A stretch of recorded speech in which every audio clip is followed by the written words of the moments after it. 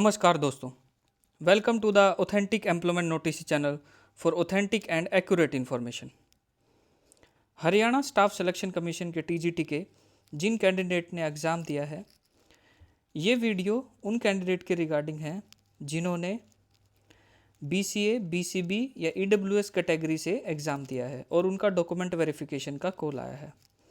दरअसल एडवर्टाइजमेंट में point number 9.4 और 9.5 इसमें क्लियरली मेंशन किया गया है कि ईडब्ल्यूएस का सर्टिफिकेट जो है वो आपका फाइनेंशियल ईयर 2022 और 2023 के लिए वैलिड होना चाहिए।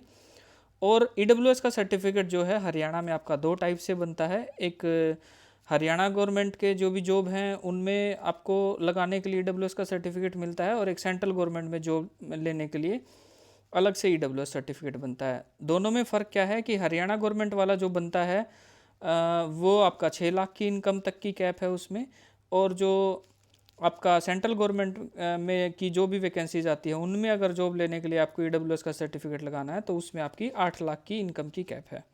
ये उन दोनों में फ़र्क है। तो आपको एडवर्टाइजमेंट में जो है ऑनलाइन एप्लीकेशन जब स्टार्ट हुए थे तब आपको हरियाणा गवर्नमेंट यानी 6 लाख की जिसमें इनकम की कैप थी वो वाला फिल करना था, अपलोड करना था। अब इसमें फाइनेंशियल ईयर का जो मेन इशू आ रहा है वो ईडब्ल्यूएस, बीसीए, बीसीबी के कैंडिडेट को वो आ रहा है फाइनेंशियल ईयर का कि 2022-23 मेंशन किया गया है। अब आप लोगों को पता है कि एडवर्टाइजमेंट जब आई थी 21 फरवरी को, तो जो फॉर्म अप्लाई करने की डेट थी वो 23 फरवरी 2023 से 15 मार्च 2023 थी, यानी 20 दिन का आपको टाइम दिया गया था। इन्हीं 20 दिनों में आपको सारे आपके डॉक्यूमेंट अरेंज करने थे और ऑनलाइन एप्लीकेशन के टाइम पे एप्लीकेशन में अपलोड करने थे ऑनलाइन। अब 20 दिन में काफ़ी कैंडिडेट ऐसे हैं जो कि 2022-23 के बीसीए, बीसीबी या ईडब्ल्यूएस के सर्टिफिकेट अपने नहीं बनवा पाए। अब कैंडिडेट सर्टिफिकेट क्यों नहीं बनवा पाए, इसके पीछे काफ़ी वैलिड रीजंस हैं। क्योंकि एक तो एडवर्टाइजमेंट जो है आपके फाइनेंशियल ईयर के बिल्कुल लास्ट में आई है, जिसमें कि कैंडिडेट क्लरिकल वर्क वहाँ पे ज़्यादा होने की वजह से उनके सर्टिफिकेट नहीं बन पाए। लेकिन इसमें एक और वैलिड रीज़न ये है कि जो सर्टिफिकेट आपके बन रहे थे वो फैमिली आईडी में इनकम देख के बन रहे थे, और इनकम भी आपकी वेरीफाइड होनी ज़रूरी थी। लेकिन उस टाइम पे काफ़ी कैंडिडेट की इनकम जो थी वो आपकी वेरीफाइड नहीं थी, और वेरीफाइड न होने की वजह से उनके सर्टिफिकेट उन 20 दिनों में नहीं बन पाए। सर्टिफिकेट न बन पाने की वजह से वो जो कैंडिडेट हैं वो इन पर्टिकुलर फाइनेंशियल ईयर यानी 2022-23 के लिए जो सर्टिफिकेट बनना था वो अपलोड नहीं कर पाए, चाहे वो ईडब्ल्यूएस के थे, बीसीए और बीसीबी के।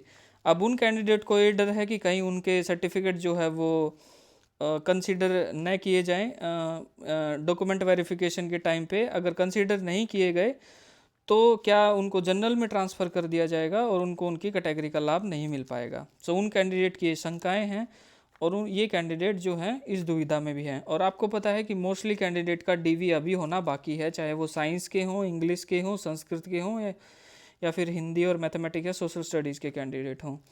तो इन कैंडिडेट की यही शंका है कि उनके जो नए वाले हैं वो सर्टिफिकेट जो है एक्सेप्ट किए जाएं, जो कि 2023-24 के लिए उन्होंने बनवाए हैं, और 2022-23 के वो बनवा नहीं पाए थे, तो वो जो है उसकी जगह आपके नए वाले सर्टिफिकेट लिए एक्सेप्ट किए जाने चाहिए।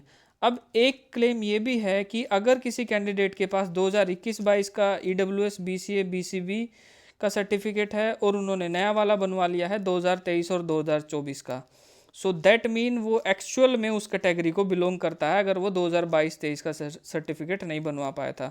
क्योंकि एक वैलिड सा रीज़न है कि अगर 2021-22 में अगर वो कैंडिडेट उस कैटेगरी को बिलोंग करता था और 2023-24 में भी बिलोंग करता है, तो जाहिर सी बात है कि बीच में तो ऐसा नहीं है कि वो ईडब्ल्यूएस से उसकी कंडीशन सुधर गई हो या बीसीए, बीसीबी से वो जनरल में उसकी कंडीशन आ गई हो।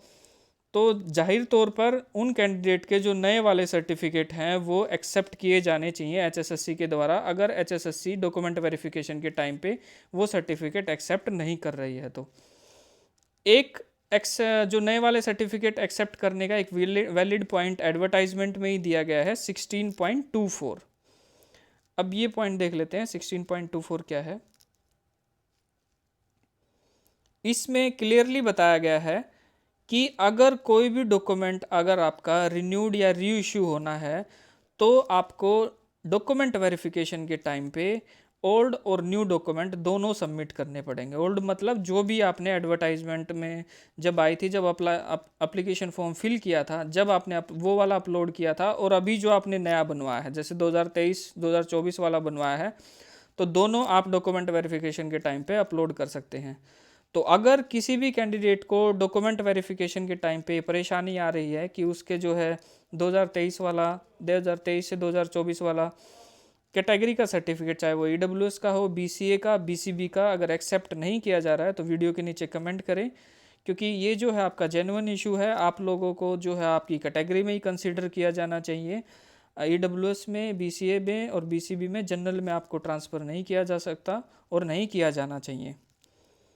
तो ये जो है आपका जेन्युइन इशू है और आप लोगों को आपकी कैटेगरी में ही कंसीडर किया जाना चाहिए। अगर आप लोगों को मेरे द्वारा दी गई इन्फॉर्मेशन पसंद आई हो और रेज़ किया हुआ इशू अगर अच्छा लगा हो, तो कृपया वीडियो को ज़्यादा से ज़्यादा शेयर करें, ताकि एचएसएससी के चेयरमैन तक ये इशू जो है पहुँचे और वो आपके जो नए वाले सर्टिफिकेट हैं उनको भी कंसीडर करें, अगर नहीं कर रहे हैं तो। क्योंकि काफ़ी कैंडिडेट ने जो है ये इशू मेरे सामने रेज़ किया है कि सर जो है हमें डर है कि हमारे जो एडवर्टाइजमेंट में तो 2023 मेंशन किया हुआ है कि इस फाइनेंशियल ईयर के होने चाहिए, बट हमारे पास जो है नए वाले हैं, उस टाइम उनके बन नहीं पाए थे, तो क्या अब हमारे सर्टिफिकेट जो है कंसीडर नहीं किए जाएंगे। तो एचएसएससी के चेयरमैन से हमारी ये गुजारिश है कि कैंडिडेट के नए वाले जो सर्टिफिकेट हैं जो 2023-2024 के फाइनेंशियल ईयर के लिए बने हैं उनको कंसीडर किया जाए और उन कैंडिडेट को उन्हीं की कैटेगरी में फ़ाइट करने का मौका दिया जाए। वीडियो को ज़्यादा से ज़्यादा शेयर करें और लाइक करें। धन्यवाद।